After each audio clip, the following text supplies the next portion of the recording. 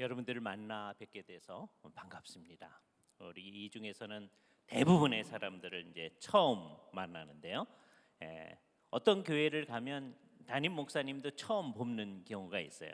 그러나 이제 워싱턴 중앙장로교회는 우리 유 교수님께서, 여러분들 목사님 그게 더 익숙하시겠지만 저희는 이제 교수 생활을 오래 하셨으니까 교수하실 때 같이 여러 학교에서 이제 만났었고, 또 지난 몇 년 동안 여러분을 섬기시는 동안에는 한국에서 만나지 못하고 중국에서 중국 사역자들을 섬기는 일에 같이 이제 만났었는데요. 이번에 또 이곳에서 귀한 목사님께서 섬기시는 여러분들과 함께 이렇게 교제할 수 있는 기회를 목사님께서 주시고 당회에서 허락해 주신 것 감사를 드립니다. 특별히 여러분처럼 이렇게 눈이 오는데도 새벽에 주님 앞에 경배하고 주님의 말씀을 듣기 위해서 이렇게 오신 여러분들, 이 사람들이야말로 정말 예수님을 정말 사랑하고 주님의 뜻대로 다 행하는 사람들이죠, 그죠? 이렇게 이제 얘기하고 나면 마음속에 좀 찜찜한 게 있잖아요, 그죠? 네. 그러나 겉으로 볼 때 이 새벽 기도에 이렇게 오는 사람들은 그래도 예수님을 잘 믿는 사람들이라고 하는 사람들입니다. 만일에 우리가 진짜 예수님의 제자가 아니라면 우리 한국 그리스도인들한테는 희망이 없습니다. 왜냐하면 우리가 그래도 남들이 보기에 굉장히 예수를 잘 믿는 사람들처럼 보이거든요. 이렇게 새벽 기도까지 나와 있으니까. 근데 우리가 엉터리다 그러면 한국교회 전체가 다 엉터리입니다. 그렇죠? 여러분이 이런 책임감을 가지시고 오늘의 이 말씀 앞에 있어야 됩니다. 오늘 이 말씀은 비슷한 상황 가운데서 예수님께서 해주시는 말씀입니다. 오늘 본문은 예수님께서 앞장서서 어디를 향해 가고 계시는 상황에서 얘기가 시작되어집니다. 그리고 많은 무리가 예수님의 뒤를 따라갔다 그러고 있어요. 이 상황은 어느 상황이냐? 나중에 상황을 다 살펴보면 예수님께서 예루살렘을 향하여 가고 있는 상황입니다. 결국 예루살렘에 가서 예수님께서는 십자가에 달려 돌아가실 거예요. 근데 그것을 지금 알고 있는 분은 예수님 혼자입니다. 나머지 사람들은 예수님이 그렇게 하려고 하시는지 모르고 따라가고 있어요. 그럴 때 예수님의 생애 공생애 가운데 대개 이제 3년을 제자들하고 같이 사셨다 우리가 그렇게 생각을 합니다. 정확히 알 길은 없어요. 그러나 요한복음서에 예수님께서 제자들하고 유월절을 3번 거치신 것을 생각하면서 공생애가 3년이 아닐까 이렇게 이제 생각을 합니다. 첫 번째 해에는 비교적 많은 사람들이 궁금해하면서 예수님 주변에 있었다고 생각합니다.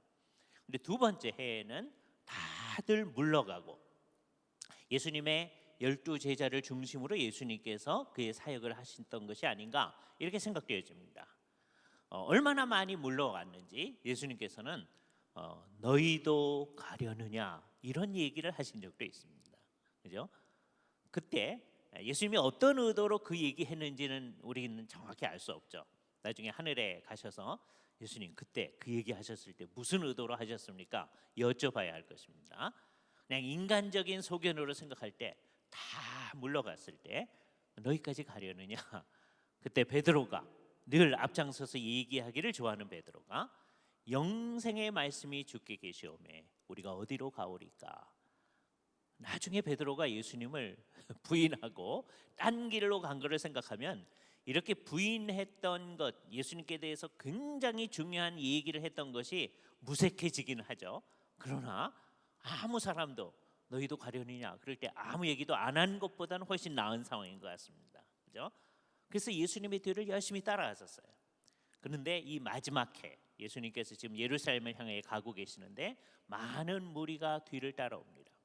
인간적으로 생각하면 많은 무리가 이렇게 주님을 따라올 때 그걸 격려하면서 예수님을 잘 따라가라고 얘기를 해야 될 것 같은데 오늘의 본문에서 예수님께서는 아주 이상한 말씀을 하기 시작하십니다.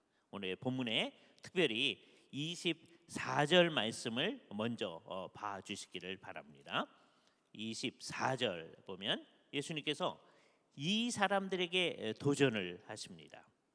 내가 너희에게 말하노니 전에 청하였던 그 사람들은 하나도 내 잔치를 맛보지 못하리라 하셨다 하라. 이전에 많은 사람들에게 초청이 갔는데 그 사람들은 아무도 맛보지 못한다. 근데 여기 몇몇 사람들이라도, 그리고 두 번째 해에 비해서는 상당히 많은 사람들이 예수님의 뒤를 따라오고 있습니다. 그러면 이 사람들한테는 격려를 해서 더 열심히 하라고 해야 될 것 같잖아요. 예수님께서는 26절에 이렇게 어려운 얘기를 하십니다. 물론 내게 오는 자가 자기 부모와 처자와 형제와 자매 및 더욱이 자기 목숨까지 미워하지 아니하면 능히 내 제자가 되지 못하리라. 이게 무슨 뜻일까요? 우리는 부모님을 미워해야 한다는 말일까요? 자기 자신을 미워해야 한다는 말일까요? 우리는 인간 혐오증에 빠진 사람들이란 말일까요? 이게 복잡한 얘기죠, 그죠? 이 말씀을 현대인들한테 가장 쉽게 알게 할 수 있는 방법이 있습니다. 본문 가운데 있는 한 구절을 더 참조해 보는 거예요. 33절을 보겠습니다. 이같이 너희 중에 누구든지 자기의 모든 소유를 버리지 아니하면 능히 내 제자가 되지 못하리라. 현대인들은 상당히 많은 사람들이, 그 사람이 미국에 살든지 일본에 살든지 한국에 살든지 다 소유를 중심으로 모든 것을 생각하려고 하는 경향이 매우 큽니다. 현대인들의 우상은 상당히 많은 사람들에게 있어서 소유입니다. 얼마나 많은 것을 가질 것인가 하는 것을 중심으로 살아나가죠. 나중에 잘못된 신앙생활을 하는 사람들이 그쪽으로 가기도 해요. 예수 그리스도를 믿음으로써 우리는 더 많은 소유를 가질 수 있다는 쪽으로 가는 사람도 있습니다. 이상한 일이죠. 그러나 예수님께서는 이 본문에서 분명히 얘기하기를 그 모든 소유를 버리지 아니하면 나의 제자가 되지 못한다라고 얘기했습니다. 이 현대인들이 가장 중심적으로 생각하는 그것을 없애 버리는 거예요. 그죠? 이 말씀 앞에서 많은 사람은 당황스러울 수 있습니다. 아니 이게 무슨 말입니까? 우리가 가지고 있는 거 얼마 안 되는데 여러분의 집 다 팔고 여러분의 저금통장에 있는 거 사람들 다 내어주고 버리라고 했으니까 여러분이 홈리스가 되어야 한다는 말일까요? 그러면 큰일 납니다. 왜요? 여러분들이 홈리스가 되면 우리 교회가 여러분을 다 돌아봐야 되거든요. 그렇죠? 어떻게 하겠어요? 예수님의 말씀을 알아들어야 됩니다. 그렇죠? 자기의 모든 소유를 버리라고 하는 이 말이 무엇인가? 이것을 잘 알기 위해서 오늘 이 본문은 결국 예수의 제자가 무엇인지를 우리에게 얘기를 해주고 있는 거예요. 저희처럼 1970년대 말 80년대에 이제 열심히 신앙생활을 했던 사람들은 예수 그리스도의 제자라고 하는 말에 대해서 굉장히 마음이 쓰여지는 게 있죠. 우리가 예수 그리스도의 제자가 되어지고 다음에 어떻게 해서든지 다른 사람들을 예수 그리스도의 제자로 만든다라고 하는 거죠.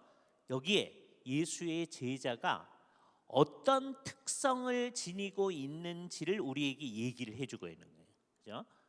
오늘은 그것을 얘기해 보려고 합니다. 예수의 제자가 되는 조건이라고 말하지 않았어요. 그거는 굉장한 심각한 문제를 일으킵니다. 예수님은 여기서만 이렇게 얘기한 것이 아니고 조금 앞으로 가셔서 9장 23절에서도 비슷한 얘기를 하십니다. 9장 23절 말씀 보세요. 이르시되 또 무리에게 이르시되 9장 23절입니다. 아무든지 나를 따라오려거든 자기를 부인하고 날마다 제 십자가를 지고 나를 따를 것이니라. 그렇게 얘기하셨죠. 요것이 예수님께서 이런 식의 얘기를 하신 처음 정황 같습니다. 왜 그렇게 알 수 있느냐? 이 얘기하기 바로 전에 예수님께서는 무슨 얘기를 하셨느냐 하면 22절에 지금 23절 말씀을 읽었잖아요. 22절에 인자가 많은 고난을 받고 장로들과 대제사장들과 서기관들에게 버림받아 죽임을 당하고 제3일에 살아나야 하리라는 얘기를 22절에 하셨어요. 그럼 언제 하셨느냐? 예수님이 누구신지를 예수님의 제자 중에 베드로가 주는 그리스도시요 살아계신 하나님의 아들이십니다라고 정확하게 얘기한 그 상황에서 얘기하셨어요. 그 전까지는 예수님께서 당신님이 고난을 받고 죽어야 된다는 얘기를 하지 않으셨습니다. 요 얘기를 하신 다음에 비로소 예수님만 십자가 지고 가는 게 아니라 이제 너희도 자기의 십자가를 지고 나를 쫓아야 된다는 얘기를 하기 시작한 거예요. 그러니까 요 사건 이후서부터는 예수님께서 이런 얘기를 많이 하십니다. 예수님의 제자들의 세 가지 특성이 여기 나타나고 있어요. 뭐라고 얘기하시느냐? 23절 다시 보세요. 자기를 부인하고 날마다 자기 십자가를 지고 나를 쫓을 것이다. 이게 예수의 제자들이다. 그렇게 얘기했죠. 오늘은 이 말씀을 뒤집어서 생각해 보도록 하겠습니다. 거꾸로 세 번째 예수님이 말씀하신 것서부터 생각을 해보도록 하겠습니다. 우리가 모두 예수의 제자라고 여기 나와 있습니다. 새벽 기도에 나오는 이 사람들이 예수의 제자가 아니라면 누가 과연 예수의 제자일까요? 그죠? 그런데 우리가 과연 예수의 제자다운 특성을 지니고 있는지를 생각을 해보는 거예요. 뭐라고 얘기하시느냐 하면 나를 쫓아와야 된다. 예수를 따라가는 사람들이다. 그죠? 소대장이 나를 따르라 그러잖아요. 그것처럼 예수님께서 너희는 나를 따라와야 된다. 이게 굉장히 중요합니다. 예수님이 하늘에서 이 얘기를 하시지 아니하시고, 물론 하늘에서도 하셔요. 왜? 지금도 우리에게 그 요구를 하시는 거니까. 지금은 예수님이 하늘에 계십니다. 그러나 이 말씀을 하실 때는 이 땅에 계실 때 말씀하셨습니다. 조금 있으면 예수님이 고난을 받으러 가시고 십자가에 죽으실 그 상황 앞에서 너희는 나를 따라오너라 이렇게 얘기를 하시는 거거든요. 우리가 예수의 뒤를 따라가야 한다라고 하니 이걸 조건이라고 하면 안 돼요. 왜냐하면 이걸 조건이라고 하면 우리가 예수의 뒤를 따라감으로써 뭔가를 이루는 것처럼 생각하기 때문입니다. 그러면 잘못된 기독교, 이단이 형성되어지는 거예요. 이 세상에 정말 예수님을 잘 따라간다고 하면서 잘못되었던 사람이 무수하게 많이 있습니다. 잘못되는 종류가 두 가지가 있는데요. 하나는 예수를 안 따라가서 잘못되는 사람이 있고요. 예수를 안 따라가면 결국은 사망에 처하게 된다고 하는 건 명백한 사실이죠. 그런데 예수를 따라간다고 하면서도 잘못되는 경우가 있어요. 어떻게 따라가느냐? 자기식으로 예수님을 생각하고 자기식으로 예수님이 이런 분이니까 이렇게 따라가면 되겠습니다 라고 하는 것, 이게 예수를 따라가는 것 같으면서도 잘못되는 겁니다. 아까 예수님을 안 따라가서 잘못되는 거야, 어떡하겠어요? 물론 그것도 안타깝습니다. 여러분들 주변 사람들을 바라볼 때, 예수님을 따라가지 않은 수많은 사람들을 바라볼 때 당신은 그러다가 영원한 멸망에 처하십시오 그렇게 생각하지 아니하시죠. 어떻게 해서든지 저 사람들이 예수님을 따라갈 수 있도록 마음을 가져야 되잖아요. 그러나 예수를 따라간다고 하면서도 잘못되는 사람들, 무수하게 많은 사람이 그렇습니다. 그 대표적인 예가 누구냐 하면 펠라기우스라는 사람이 옛날에 있었는데 좋은 의도에서 얘기한 거예요.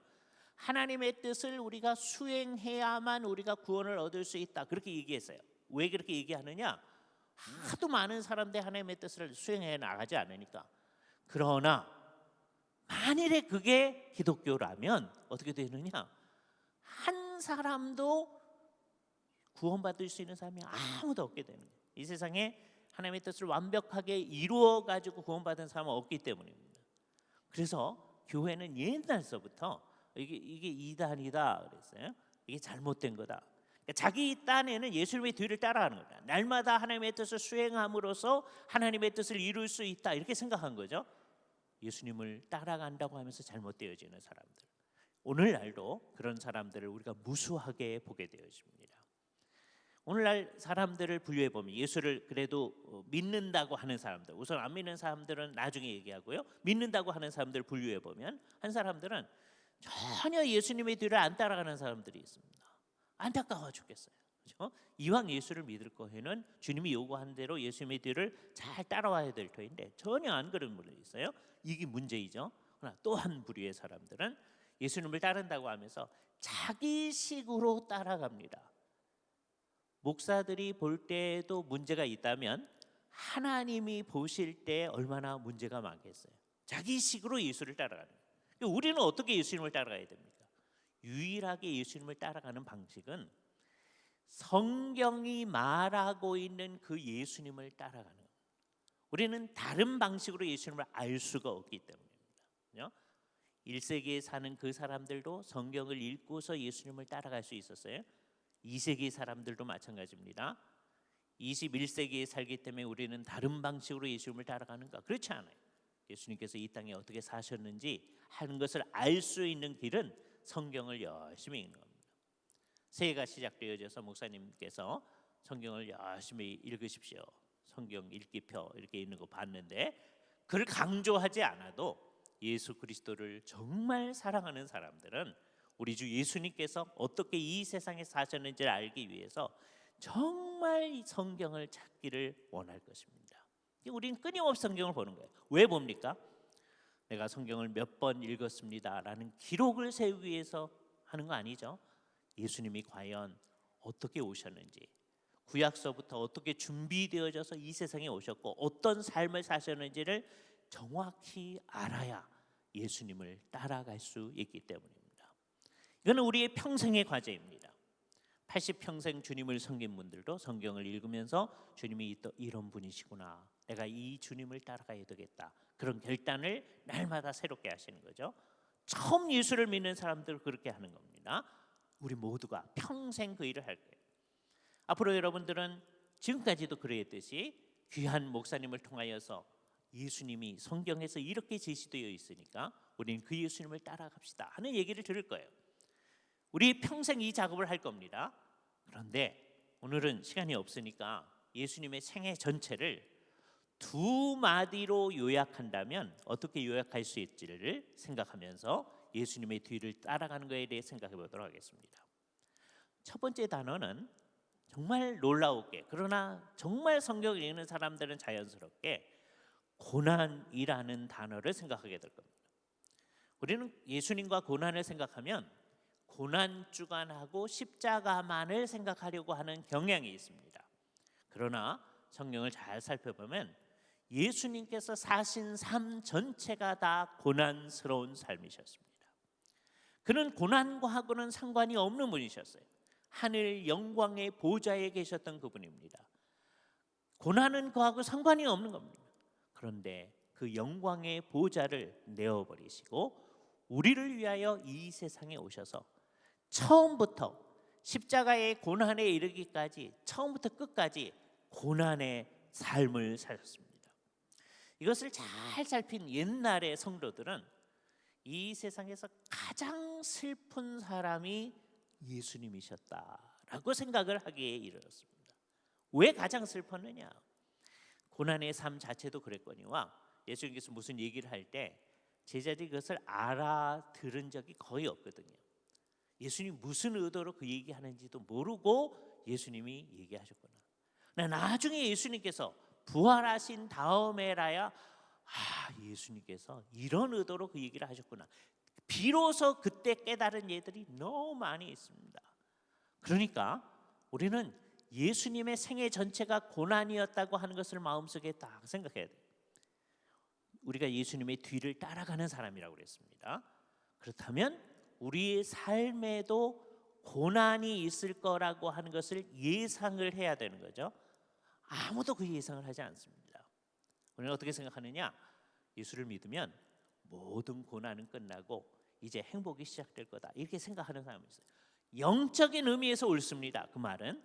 그러나 우리가 따라가는 그 주님이 고난의 길로 가셨기 때문에 우리가 주님을 따라간다면 우리에게도 고난이 있으리라고 하는 것을 충분히 예상할 수 있습니다. 이 말은 이 시대를 살고 있는 우리들한테는 굉장히 어려운 말입니다. 왜요? 우리는 이 세상 역사 가운데 가장 편안한 시대를 살고 있기 때문입니다. 여러분 가운데서 제일 어렵게 사는 분의 그 삶을 1950년대에 한국의 어떤 사람, 한국에서 가장 잘 살던 사람의 삶과 비교해 보십시오. 지금 가장 우리 가운데서 어렵게 사는 사람의 삶을 생각해 보세요. 1950년대 한국에서 사는 사람, 아니 한국 사람 말고 1950년대 미국에 살던 어떤 사람이 있다고 해봅시다. 그 사람의 삶과 비교해 보세요. 이 세상에서 가장 부유하게 살던 어떤, 비교해 보면 50년대에 살던 그 사람보다 우리가, 가장 어려운 우리가 편안하게 살고 있습니다. 모든 면에서 편안하게 살고 있어요. 그죠? 그러니까 우리한테 고난이라는 단어는 먼 단어입니다. 우리는 고난을 별로 생각하지 않습니다. 상당히 많은 사람들은 고난은 우리하고 상관이 없다고 생각하는 성향 가운데 있습니다. 그런데 예수님께서는 우리한테 그 얘기를 합니다. 고난의 주님을 제시하십니다. 우리 시대에 필요한 것도 고난입니다. 이 얘기를 듣고 기뻐할 사람 아무도 없습니다. 우리는 선천적으로 고난을 싫어하기 때문입니다. 그죠? 고통을 누가 좋아하시겠어요? 그런데 우리 주님이 고난의 삶을 사셨어요. 왜 그러셨을까? 또 하나의 단어가 떠오릅니다. 왜 그러셨을까요? 우리를 사랑하지 않으셨더라면 그가 하늘 영광의 보좌에서 이 땅으로 고난을 받으러 오실 이유가 하나도 없는 거죠. 예수님의 생애를 두 단어로 요약한다면 고난과 사랑입니다. 이 두 단어를 연결시키시면 사랑하기 때문에 우리를 위해서 고난을 받으신 분이시죠. 예수님은 그런 분입니다. 우리가 그분을 뒤따라간다라고 하는 것. 이유는 이따 말씀드릴게요. 그러나 예수의 제자는 그 뒤를 따라가는 특성을 지녔다고 한다면 우리도 사랑하기 때문에 고난을 받는 대로 나아가는 사람들이어야 되죠.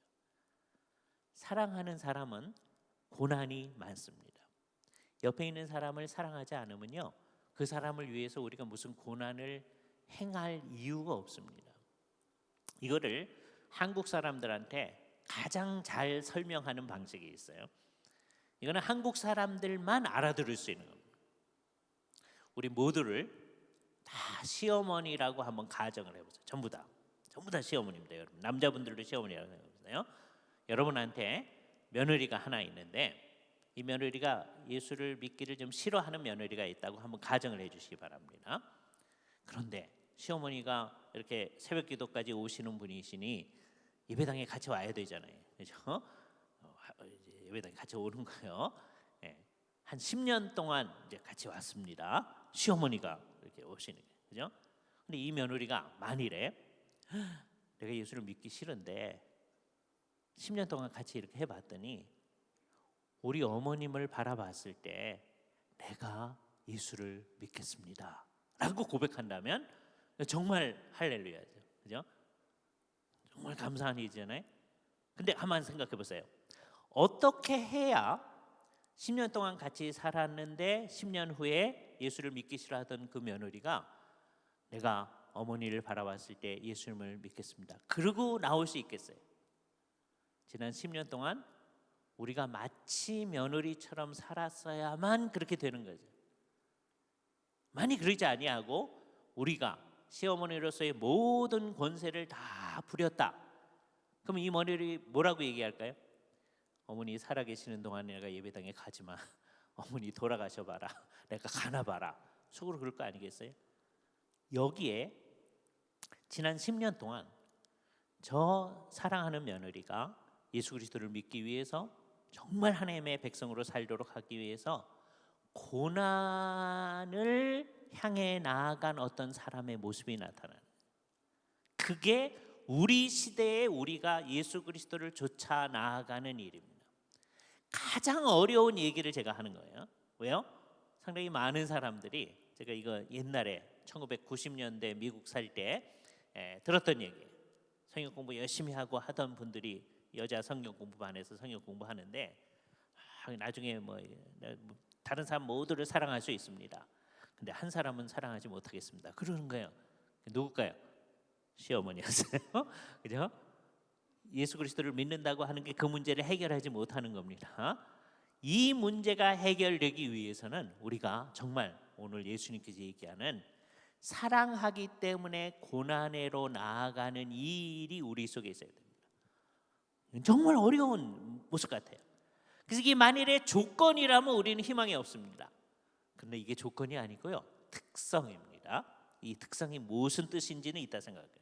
첫 번째 예수님이 요구하는 게 사랑 때문에 고난 받으신 예수님의 뒤를 따라오너라라고 하는 게 우리에게 요구되어지는 거예요. 그래 놓고서는 그것으로 끝나는 게 아니라 날마다 자기 십자가를 지라고 얘기하는 게 두 번째 특성입니다. 날마다 자기 십자가를 져라. 우리는 이 얘기를 이해하기가 쉽습니다. 왜요? 예수님께서 십자가를 지고 가신 것을 성경을 통해서 이미 봤기 때문입니다. 예수님께서 십자가를 졌듯이 우리도 십자가를 져야 되는데, 예수님의 그 십자가를 우리가 지는 게 아니라 자기 십자가니까 우리에게 주어진 십자가를 지는 거구나, 이렇게 생각할 수 있어요. 물론 그게 무엇인지를 안다고 하는 건 어려운 일입니다. 그러나 이 얘기를 처음 듣는 예수님의 그 제자들, 좀 많은 무리가 따라가고 있을 때 예수님께서 저들에게 얘기했다고 그랬잖아요. 그 사람들이 이게 무슨 말인지를 이해하지 못할 겁니다. 왜요? 예수님께서 십자가를 지고 가기 전입니다. 가끔 가다가 어떤 사람들이 십자가형을 받아가지고 십자가형에 못 박히기 위해서 십자가를 지고 가는 것을 보긴 봤을 거예요. 대개 어떤 사람이 그랬느냐, 로마에 대해서 우리식으로 얘기하면 독립전쟁을 일으키는 사람들, 로마의 요인들이나 그 로마 제국에 협조하는 그 유대인들을 요인 암살을 하던 사람들 같은, 우리식으로 말하면 안중근, 이봉창 뭐 이런 사람들이에요. 그런 사람들이 대개 십자가형을 받았거든요.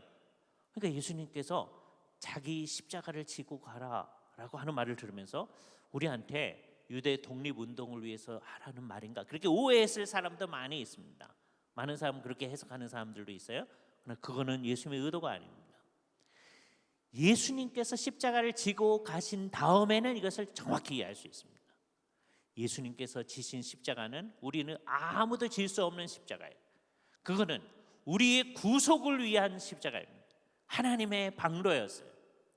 정말 놀라운 방도죠.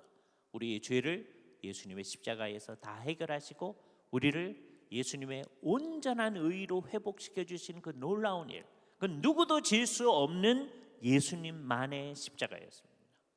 구속의 십자가입니다. 이걸 우리한테 지라고 하지 않으세요. 예수님께서 하시는 거예요. 그것 때문에 예수님께서 우리를 위해서 구속의 십자가를 져 주셨기 때문에 이제 우리가 아까 얘기했던 대로 예수님의 뒤를 따라가는 일이 가능하게 되어집니다. 그래서 이게 특성인 거예요. 조건이 아닙니다. 예수님께서 이미 구원을 이루으셨기 때문에 우리가 이제 예수님의 뒤를 따라갑니다 할 수 있는 거예요.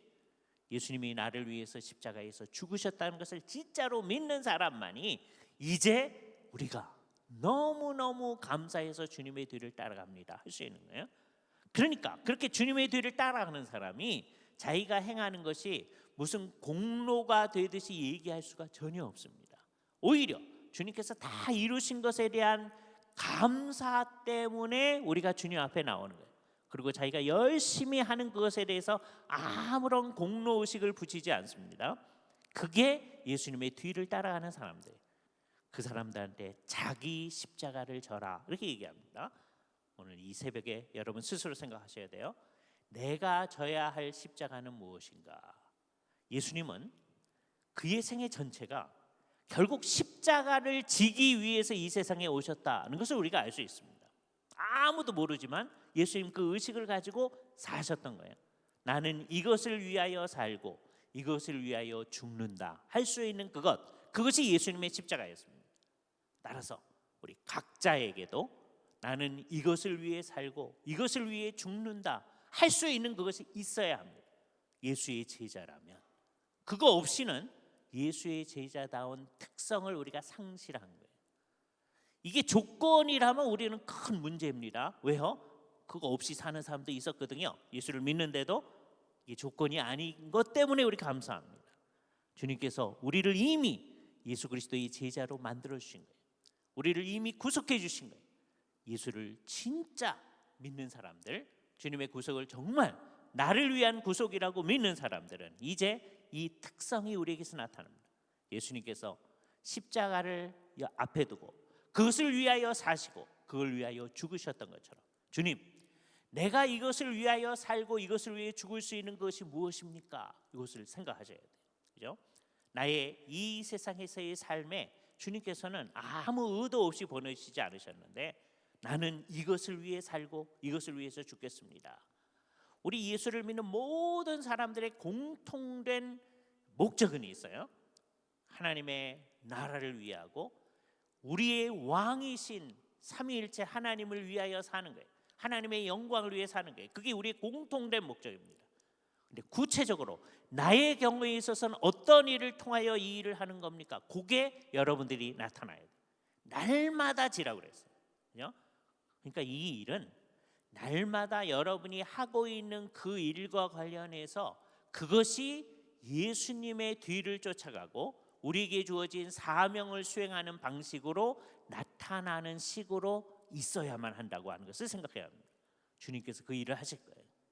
그러니까 여러분이 이걸 찾아내셔야 됩니다. 여러분의 자녀들이, 여러분의 손자들이 그걸 찾아내서 우리가 혹시 잘 못했다고 하면 쟤네들은 아주 어렸을 때서부터 나는 이것을 위하여 살고 이것을 위해 죽겠습니다. 주님께서 나를 이것을 하라고 이 세상에 보내셨습니다. 나의 사명은 이것입니다. 이것이 나의 미션입니다. 라고 하는 얘기를 할 수 있도록 만드는 일, 우리 일입니다. 이 두 가지를 제대로 한다면 정말 제대로 된 예수의 제자의 모습을 가지고 있겠죠. 사랑 때문에 고난을 받는 대로 나아가는 삶을 향해 나아가는 사람들, 그리고 우리의 사명을 이루기 위해서 나아가는 사람들입니다. 이렇게 열심히 하는 사람들, 여러분들입니다. 여러분들한테 필요한 얘기가 있습니다. 이것을 열심히 하지 않는 사람들한테 이 얘기가 적용되지 않습니다. 근데 열심히 하는 사람들한테 주님께서 요구하시는 게 자기를 부인하고 라고 얘기합니다. 그 말이 무슨 뜻일까요? 자기를 부인하고. 그 자기는요, 자기가 가장 소중히 여기는 그 어떤 것입니다. 그게 어떤 경우에는 자기 자신이 될 수도 있어요. 어떤 경우에는 그게 자녀가 될 수도 있습니다. 한국에 상당히 많은 부모님들은 그렇게 되어 있습니다. 어떤 경우에는 다른 어떤 것일 수도 있어요. 자기가 이 세상에서 가장 소중히 여기는 것일 수도 있어요. 그런데 그것이 부인되어져야 된다. 아까 두 가지의 주님을 위해서 고난을 받는 삶을 향해 나아가는 진정한 예수의 제자, 그 사람도 자칫 잘못하면 내가 이렇게 합니다 하는 것에 무슨 의미를 막 부여할 수가 있는 거예요. 그렇게 되면 그게 예수의 제자다운 특성이 있지 않다라고 주님은 얘기하십니다. 그게 부인되어져야 된다. 그렇죠? 내가 열심히 하고 있는데 그 열심히 하는 것이 이게 내가 하는 일이 아니라 주님이 내 안에서 그 일을 하는 것이다 라고 하는 걸 깨닫기 때문에 주님, 이게 사람이 열심히 하긴 하지만 이게 내가 하는 게 아닙니다 라고 얘기하는 거죠. 그렇죠? 진정한 예수님의 제자들은 항상 그렇게 고백하는 거죠. 우리는 무익한 종이라 마땅히 하여야 할 일을 하였을 뿐이니이다. 어떤 상황에서 그렇게 얘기합니까? 주를 위해서 열심히 일을 한 다음에 하는 얘기. 아무것도 안 해놓고 우리는 무익한 종입니다. 주님이 판단하실 때도 진짜 그렇다. 너는 무익한 종이다. 그러면 어떻게 하실 거예요? 그건 여러분의 입장에서는 너무 억울할 겁니다. 왜요? 새벽에 이렇게 나와 놨는데 주님께서 너는 정말 무익하다. 그러면 어떻게 하실 거예요? 그러지 않으려면 어떻게 돼요? 우리가 열심히 하는 그것 자체를 부인할 수 있어야 돼요. 이게 내 힘으로 할 수 있는 것이다. 그렇게 생각하지 않는 모습이 있어져야만 합니다. 그게 내 힘으로 하는 게 아니다. 주님이 내 안에서 하신 것이다. 예를 하나만 들어보겠어요. 어떤 분이 40일 금식 기도를 한다고 해봅시다. 성경 말씀에 따르면 그 사람이 40일 금식 기도하는 걸 아무도 몰라야 되는 거거든요. 아무도 모르게 하기 위해서 너희는 금식할 때 머리에 기름을 발라라. 주님께서 얘기하신 거예요. 근데 어떤 사람은 그 얘기를 유용해서 말한다면 자기가 금식한다고 하는 것을 나타내기 위해서 머리에 기름을 바르는 사람이 있습니다. 그렇죠? 오늘날은 거의 금식하는 사람이 없을 정도예요. 이게 안타까운 겁니다. 옛날에는 금식하는 사람이 많았죠. 근데 그 귀한 일이에요. 그런데 그 사람이 이렇게 40일 금식 기도를 몇 번이나 했다는 걸 다 누가 얘기했을까요? 다 자기가 얘기해요. 예?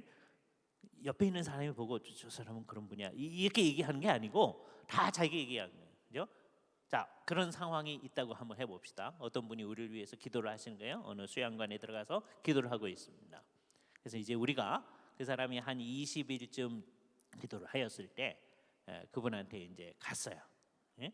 가면서 이제 되게 이제 수양관 같은데 여러분들이 그렇게 하고 계시니까 이제 가서 우리를 위해서 이렇게 같이 주님 앞에 기도해 주셔서 감사합니다. 이렇게 말씀을 드린 다음에 근데 올라오면서 보니까 저 밑에 있는 사람도 있던데 저분은 얼마나 금식했나요? 이런 거요.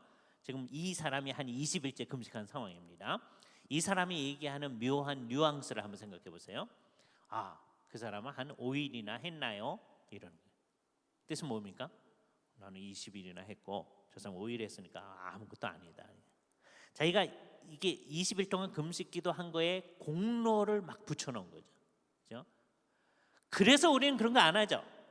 그래서 요즘은 아무도 안 합니다. 이게 심각한 문제예요. 그렇죠? 이제 점점점 새벽기도에도 우리는 안 나오고요. 예? 왜? 이게 자꾸 나오면 내가 잘했다는 공로 의식이 붙잖아요. 그래서 안 나와요. 예? 하나도 안 나오니까 교회들마다 뭐예요? 40일 특별 새벽기도의 특세 그런 거예요. 옛날에 다 나올 땐 그런 거 안 했어요. 왜요? 신앙이 진짜로 있는 사람 다 나오니까. 그렇잖아요. 근데 거기에 무슨 의미를 부여하기 시작하면 망하는 겁니다. 우리는 그 의미를 부여하지 않기 위해서 안 해 나가는. 그래서 예수를 믿는데 아무것도 안 하는 것이 현대의 큰 특성들입니다. 주일날 그냥 예배에만 참여한다. 여러분 그 이상이죠. 토요일날 이렇게 새벽기도에 또 열심히 나오셨으니까. 그러나 여러분에게 요구되어지는 한 가지가 있어요. 그거를 내가 했다고 하는 것을 정말 부인하는 거예요. 누가 그러는 거예요? 열심히 행한 사람만이 부인할 수 있는 겁니다. 열심히 행하지 않고서는 부인할 자기가 없는 사람들이 너무너무 많이 있는 거예요. 이 새벽에 여러분들이 하나님 앞에서 생각합시다. 주님, 내가 주님께서 우리 위해서 구속을 이루어진 것 때문에 너무너무 감사해서 주님의 뒤를 따라갑니다 라고 할 수 있나요? 주님께서 우리의 완전한 구속을 이루어진 것이 너무너무 감사해서 내가 나의 십자가를 매일 지고 갑니다. 그럴 수 있나요? 그렇게 열심히 하는 그것에 대해서 내가 한다고 하는 것에 무슨 의미를 부여하지 않는 사람들, 공로의식을 전혀 부여하지 않는 사람들, 이게 진짜 예수 그리스도의 제자들. 이게 조건이 아니에요. 이게 조건이라면 우리는 희망이 없습니다. 그러나 이게 제자들의 특성이에요. 그러나 이 특성이 매우 중요합니다. 오늘 본문의 맨 마지막에서 주님께서 이런 얘기합니다. 소금이 좋은 것인데 만일에 소금이 그 맛을 잃으면 무엇으로 짜게 하겠느냐. 그 얘기는 왜 하시는 걸까요? 우리가 예수 그리스도의 제자들인데 제자로서의 특성이 없으면 어떻게 되겠느냐. 아무데도 사용될 것이 없어서 밖에 던져서 밟히우느니라. 오늘날 한국교회는 많은 사람들에 의해서 밖에서 밟히우는 모습을 나타냅니다. 왜 그래요? 제자로서의 특성들을 우리가 드러내고 있지 않기 때문입니다. 이 안타까운 상황 앞에서 우리가 오늘 스스로를 생각했으면 합니다. 우리는 어떤 사람들인가? 이 제자의 특성을 나타내는 소금의 맛을 가지고 있듯이 제자다운 그 맛이 우리에게 있어져야 돼요.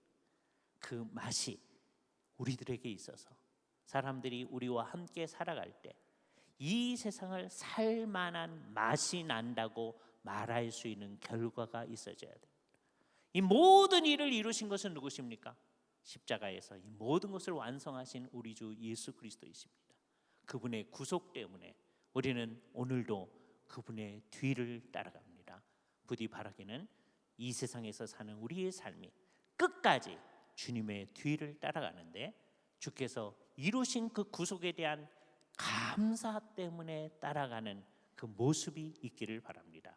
주께서 그런 삶으로 우리를 세워주시기를 간절히 원하면서 주 앞에 기도드리겠습니다. 거룩하신 주님, 이 새벽에 주님을 사랑하여 이곳에 온 귀한 성도들, 이제까지도 주님께서 인도하셔서 예수 그리스도의 제자로 살아오게 하심을 감사합니다. 오늘 새벽에 주께서 우리에게 제자의 특성들을 또한 말씀하여 주셨사오니 우리의 삶 가운데 그런 제자의 특성이 날마다 넘쳐날 수 있게 하여 주시옵소서. 이렇게 주를 위해서 열심히 하는 우리들이 이게 우리 힘으로 하는 것이 아니라 과연 주님께서 날마다 주시는 힘으로 이렇게 하기에 우리는 아무것도 자랑할 것이 없습니다. 우리는 무익한 종입니다. 마땅히 하여야 할 일을 했을 뿐입니다 하는 모습을 드러내어지는 예수 그리스도의 제자들로 가득 채워진 귀한 교회가 되게 하시며 우리를 통하여 이 땅에 그런 예수 그리스도의 제자들이 점점 많아질 수 있도록 주께서 필요한 은혜를 더하여 주시옵소서. 우리 주 예수 그리스도의 이름으로 기도하옵나이다. 아멘.